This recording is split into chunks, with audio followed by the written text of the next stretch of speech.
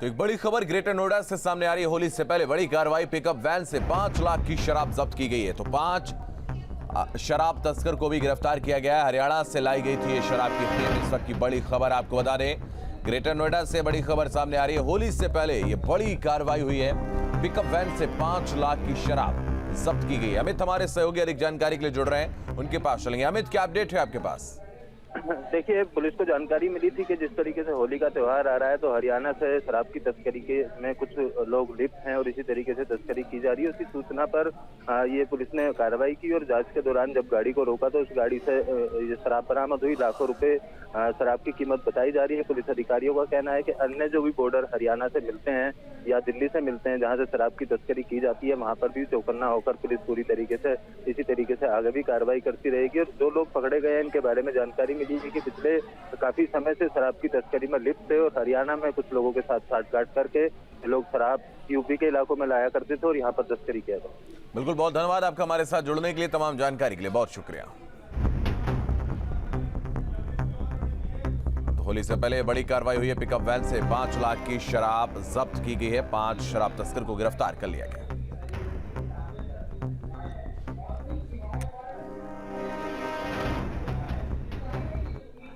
तो उन्नाव में होली के मौके पर अवैध शराब के खिलाफ आबकारी विभाग एक्शन में है। आबकारी विभाग और बीघापुर पुलिस ने संयुक्त छापेमारी करके 15 क्विंटल लहन को नष्ट किया है। साथ ही 150 लीटर से ज्यादा अवैध शराब जब्त की है। आबकारी विभाग की टीम ने 5 अवैध शराब की भट्टियों को नष्ट किया। मामले में 2 आरोपियों को गिरफ्तार कर जेल भेज दिया गया। उन्नाव जिला आबकारी अधिकारी करुणेंद्र सिंह के नेतृत्व में कार्रवाई की गई।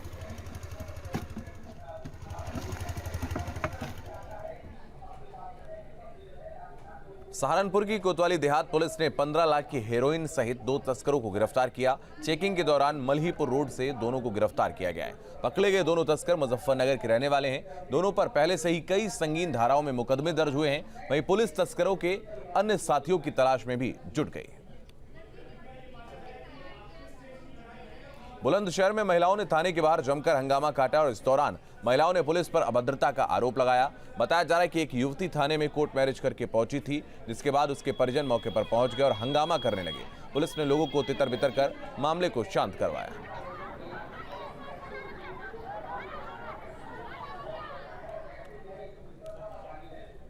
अमेठी में विवादित जमीन के लिए नरसंहार देखा गया, जहां पूर्व प्रधान समेत परिवार के 4 सदस्यों की धारदार हथियार से निर्मम हत्या कर दी गई और कई अभी भी जिंदगी और मौत से लड़ रहे हैं।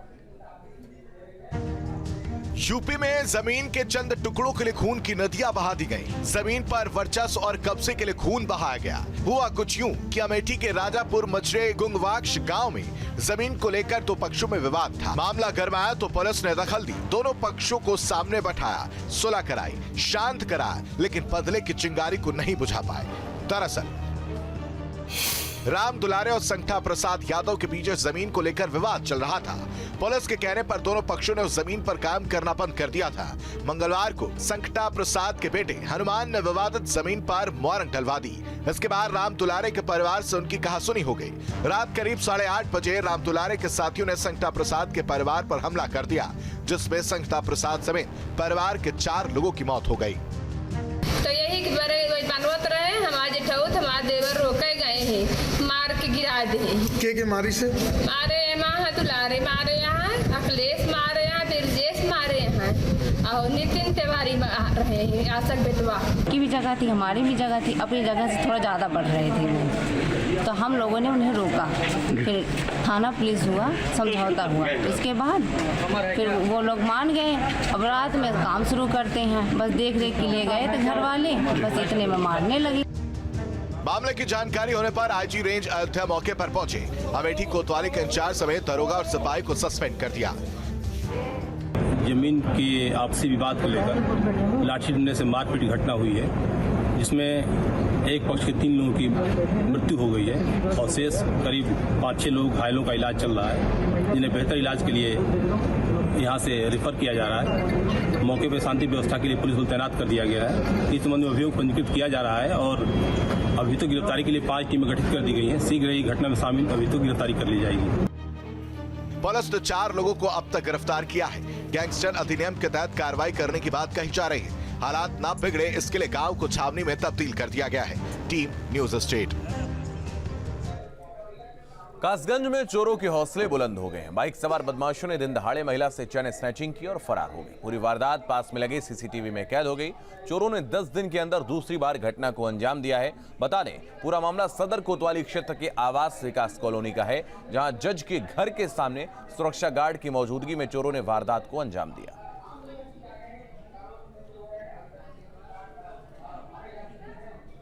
तो एक बड़ी खबर प्रयागराज से सामने आ रही है। नकली नोटों के साथ युवक गिरफ्तार। आरोपी के पास में 100 रुपए के नकली नोट बरामद। घर में प्रिंटिंग मशीन लगाकर छापे थे नोट। लंबे वक्त से नकली नोटों का कर रहा था कारोबार।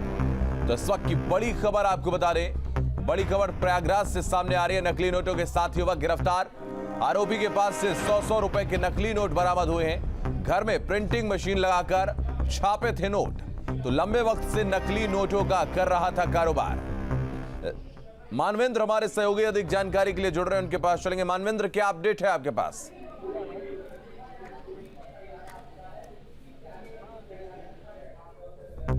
मानवेंद्र, सुन पा रहे हैं आप? तो घर में प्रिंटिंग मशीन लगाकर ये नकली नोटों का कारोबार लंबे वक्त से लगातार जारी था, जिस पर अब कार्रवाई की गई और नकली नोटों के साथ युवक को गिरफ्तार किया गया है। तो ये पूरा मामला प्रयागराज का था। प्रिंटिंग मशीन लगाकर छापते थे नकली नोट। मानवेंद्र, सुन पा रहे हैं आप? जी देखिए, हाँ, ये जो राम बहादुर नाम का युवक है, ये घर पर प्रिंटिंग प्रेस लगा करके 100 रुपए के नकली नोट छाप रहा था और घर में इस तरह से इसने अपना जो है वो फर्जी नोट छापने का धंधा शुरू कर दिया था। आखिरकार पुलिस लंबे समय से इसकी तलाश कर रही थी और आखिरकार पुलिस ने इसको गिरफ्तार किया है और इसके पास से नोट भी बरामद किए हैं। तो पुलिस एक बड़ी सफलता मान रही है, क्योंकि उसका कहना है कि लंबे समय से ये इस काम में लिप्त था और इसके पहले तमाम जो पैसे हैं नकली नोट वो छाप करके बाजार में खपा भी चुका था। तो इसके बाद पुलिस को मुखबिरों से सूचना मिली थी, जिसके बाद आज इसकी गिरफ्तारी हुई। बिल्कुल, बहुत धन्यवाद आपका हमारे साथ जुड़ने के लिए, तमाम जानकारी के लिए बहुत शुक्रिया। कानपुर में होली पर्व को लेकर बाजारें सज गई हैं और इस समय बाजारों में दिन भर रौनक देखने को मिल रही है। चिप्स, पापड़, नमकीन, गुजिया बनाने के लिए सामान की खरीद के लिए बाजारों में चहल पहल दिख रही है। साथ ही बाजारों में तरह तरह की पिचकारियां भी बिक रही हैं, लेकिन खास बात यह है कि इस बार बाजारों में चाइनीज पिचकारी नहीं दिख रही, बल्कि इंडियन पिचकारी को लोग ज्यादा पसंद कर रहे हैं। तो जो हमारे पास पिचकारी है मार्केट में है वो 80 से 90% जो है इंडियंस हैं और रिस्पांस है, डिमांड है और माल इस वक्त शॉर्ट है। पीछे सारा लोड जो इंडिया मार्केट पर पड़ गया, उसकी वजह से मैन्युफैक्चरिंग उतनी नहीं हो पाई जितनी पहले से हो रही थी। सब इंडिया का आया है और पिचकारियाँ भी हैं। सब बिल्कुल गायब हो गई है। हाँ, चाइनीज बिल्कुल भी नहीं है। और किस तरह से डिमांड है इंडियन की? इंडियन की तो बहुत फुल डिमांड है, चाइना कोई ले नहीं रहा है।